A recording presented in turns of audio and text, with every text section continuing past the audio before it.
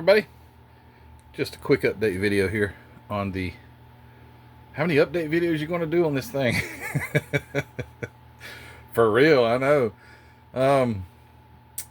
Got a few things done. It don't look like much, but it did. Starting with this, if you notice the body, I went ahead and foiled that side trim. I know some of you in the comments had mentioned about that was supposed to be chrome, and I didn't realize it. I went ahead and did it. Tim Kalankowitz, he commented and said, go ahead and foil that side. So I went ahead and did it. Looks a lot better too. It does give it that little bit extra. So what I've been working on is, number one, I touched up all the chrome that I told you I had to touch up. So where my bare metal foil and stuff would have a tear or something like that, you can go back in there with your I go back in with my Molotov liquid. Speaking of that, what I do, okay, this is a perfect example. I'll cut one of these pipettes off and I'll just put a couple drops right there. See that? You better be careful when you take the top off of this. Oh, let's see if I can do it one-handed. I took the top off and didn't even realize. You see that the cap thing there with the little nipple on it? It came off with the cap. It was just open. Well, I dumped me about a spoonful. Before I didn't even realize it, so I dumped it. Just went everywhere, and then all over the floor. And that stuff stinks. It doesn't smell like paint. It stinks. So I had to wipe all that up. Didn't get on me because I have my feet on the stool here. If I hadn't, it would have been all over my shoes. And I don't know how it didn't get on my pants. But anyway, it didn't. So anyway, got all that stuff touched up. Got the door handles painted. And all the chrome touched up. Also, what else did I do? Oh, I got my wheels. They're right there. I've got the... Let me get the bottle. The black base, the AK black base, like I say, the best gloss black paint ever. Let me grab this and see. So if you don't have a good black base, I'll put 2 coats. This is the first coat. So if you don't have 2, or if you don't have a high gloss, your chrome's not going to look right. And I don't know if I'm going to chrome those wheels or do like the polished aluminum, but I wanted a good base. Also, I did the tail lights. Let me see. So I chromed the tail light, bezels or whatever they're called, and I just took, instead of using, I don't even know if it comes with, at least in this kit, I don't even see any red. I don't even know if it comes with tail lights. Maybe you had to paint them. It's got just 2 headlights left. So anyway, I take a drop of, let me show you what I use. I've shown this many times, but maybe you missed it. And it's getting old. I have to keep adding thinner to it. Old testers. What does that say? Golly, it's bigger on the camera. Stoplight metallic. And it's getting kind of thick. And kind of thick works good though, because where'd I put that thing? I stuck it back. Anyway, they're all right here. Take a toothpick. This is what I do. Or a brush, if you got a brush. Take a toothpick or a brush and drop it in, get it in there. Get you a drop. Mine's kind of thick, so it doesn't go everywhere. And you just drop it in there. And then I take another clean toothpick and push it all around the edges, so it will be all in there. And it's because it's kind of thick and old, it doesn't want to run, or it doesn't want to, like, it's thick, so it's kind of like a paste almost. You got to push around, so you just push it around there. It makes a nice looking lens. It's a transparent type of paint, so it makes a nice lens. Got that. What else? Got the tires painted. Let me grab one here. Got my tires painted here. That's just that black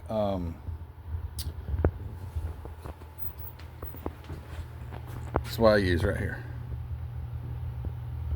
Mr. Finishing Surface 1500 black. That is also what the chassis, oh darn, I got the engine sitting in it. The chassis is painted that. It is just the best flat black ever. It's almost more than flat black. You can't really see it. I don't want the engine to fall out. So I got the tires painted. I will not paint them with anything else. I will leave that just that color. I will take, sorry, for the tread, I'll just take a dry brush with some maybe some black, because it's going to be a different shade of black. It's going to be flat, and I'll just kind of brush over the tread part. So get that all done.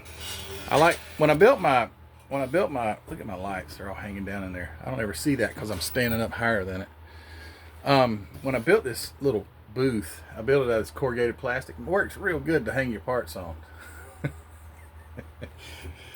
Oh boy, I'm sure you guys just love to hear about that. But anyway, all right, got the dashboard, got a few little decals on the dashboard, got the door panels painted, at least just the chrome.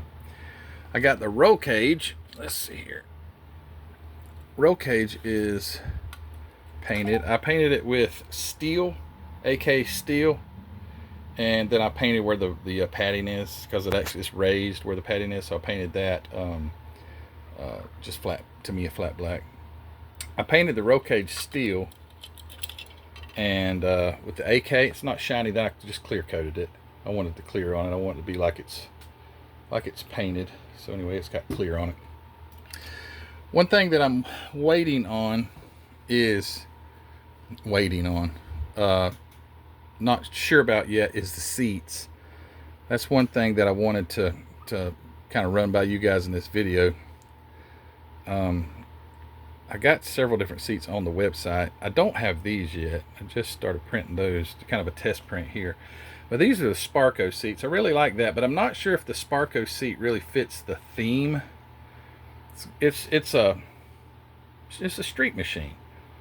But I guess, you know, I would say modern day street machine. So, but then I've got these cool vintage, I just don't know if those fit either. Just a really cool vintage bucket seat. And I got other seats too I could use, but I put, and I can't do it one-handed, take the frame back off or chassis, but I had one of these in it and they looked really good, so I might go with the Sparco. I was just kind of curious to what you guys thought. Just a you know, traditional type bucket seat. What would you think if that was like a street machine with a roll cage and 2 4-barrels sticking out of the hood? I don't know. I did get the headliner painted, and then last night as I was working on this thing, the inner fender wells, by the way, I got all that paint. I tried to detail the wiring and all that stuff. See that? I just used black. I didn't want to do all red and yellow and all that stuff. Just wanted to do black. Even the each fender well has that. I do like the look of no fender wells, but I'm going to put them in this one. But I was noticing, because I use a mock-up engine right here with the headers on it, because I'm going to have to put the engine in with the headers on. And they will go in there without the fender wells. So, but actually in the instructions, and I never go by instructions, and sometimes that's probably why I get trouble, but it shows the engine's in and then the fender wells go on. But my thing is, I'd like to have all that stuff in place, because to get them aligned properly with the body, I do have the firewall glued to the chassis, so it meets up to the body really nice. But the fender wells seem like, when I put it on there yesterday, see that gap right there? It's like I had them lined up with radiator support and all that stuff, and it just seemed like it didn't want to fit right. And I hate to go ahead and glue all that stuff in place, and I have to have the engine in it, because the headers won't fit. They hit, so you have to have the engine in first before those. Anyway, it's just one of those things. It's a modeling dilemma. So I got to get those, try to get them lined up, and but I can't do it without the engine in it. And then, you know, you can't really tell if they're lined up without the body on it, and it's just like, ugh. It'll be all right. Also, the other option was to use the stock seat because it's just a stock bench seat that comes with it. And yeah, that would be fine too. I just kind of wanted some opinion from you guys, if you don't mind. And but I was thinking stock seat. I'm not putting a rear seat in. It's just gonna be like that. But I just didn't know about a bench. I was thinking those Sparkos were like fitting, but yet maybe too modern looking. Don't know. What else? That's probably about it. Oh, I was gonna say, I do get these do these haul videos or whatever. Get these Aurora kits and stuff. Sidebar here. This is not the video for this is over. But I was thinking, I really want to build an Aurora kit. But I was talking about on my last haul video that these display cases are just a little too short the way I built them. Wasn't planning on building them for that, and not to mention I don't have any room in here. But Billy Bear just sent me this this Monza, and it's a pristine kit and it's cool as heck. But I think I'm going to build that thing next. It'd be a quick build. It's no engine or anything like that. But the more I got to looking at it, I was like, man, that's really cool. And it seems like it's a pretty good little kit. It just seems like it's a nice little kit. Do some scribing on the panels and panel lines and sand it down, because I mean you're working with 1966 technology, so your stuff's not going to be quite as clean. There's like there's a body line right there on the door. Easy stuff. Yeah, the more I got thinking about that, and then knowing that I had the windshield with, you chrome that frame, I think I'm going to build that. So I think that'll come up very shortly. I might even start on it while still pondering some of this stuff. I don't know. Yeah, I think I want to jump on one, and it just kills me to think that I have one of these and I'm going to build it and I don't have another one, and I don't even, I have no idea what the value of this thing is. Don't really know at all. Typically these 32nd scale Auroras go for probably, the ones I've seen, $30-$40, and then this one's really nice. It's even got chrome, so that'd probably be the next thing that I do, and I'll get to live some of those moments that people back in 1966, a kid that went to the drugstore or wherever those places that they could actually get these kits at that time, could get it and build it. And I really think, I think that's a kind of a special time. I built let's see, it was cool as heck. I built the Lincoln here. Mr. George Woods sent me. I believe this is a 1966 MPC. It was a Gangbusters kit. Yeah, Gangbusters Lincoln. And man, I just really enjoyed doing that, because thinking that I'm actually building something that could have been in the hands of, my dad or something like that, which my dad would have been in 1966. He was already in Vietnam, but well, not Vietnam, but in the Vietnam War. Anyway, yeah, just think it's cool. But I got a haul video coming, another haul video. Gosh, I can't talk. Coming up. In the next day or so, I'll get that, and so I had some gifts arrive, and man, wow, that's all I can say. But yeah, this thing is coming together. I'm thinking let's see, so I try to think what have I got to do this weekend, and then it's like overload, because what have I got to do this weekend? Wow, a lot. I do a lot of stuff around the house now. I'm building you don't have to know this, but I'm building a roof over our back deck, and doing some stuff like that.